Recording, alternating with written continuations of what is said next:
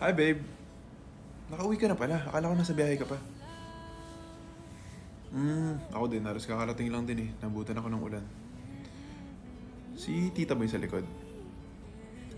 Hi, tita. Bless po. Mana po. Ay, hindi tita. Kayo po talaga yung fresh. Alam niyo po ba, nung unang meet natin, akala ko kapatid lang kayo. Ay, hindi po. Saan? Ah, yung ube, opo. Sarap. Yun, saan yun? Dito sa probinsya namin, sa Pampanga. Next time, di bala tita. Magdadala pa ako. Ubusin nyo na yan. Ito naman, nagpabanding lang kami ni tita eh. O ikaw, kamusta?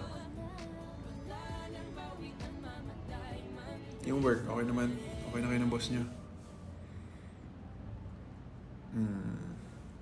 Yaman na yun. As long as you're doing your job right, parang wala naman dapat kailangang problema dyan. Eto, magpe-prepare na ako ng dinner niyan. Baka initin ko na lang yung breakfast ko kanina. Meron pa kasi sobre. Blue? Oo. Ito yung ano, binili natin last week sa mall.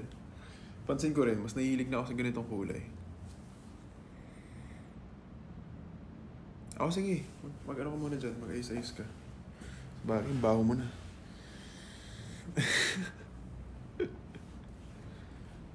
O hindi, minsan may acid. Joke lang. Joke lang eh. Sige, mag-ayos ka na dyan. Tawag ako ulit mamaya. Sige. Bye, babe.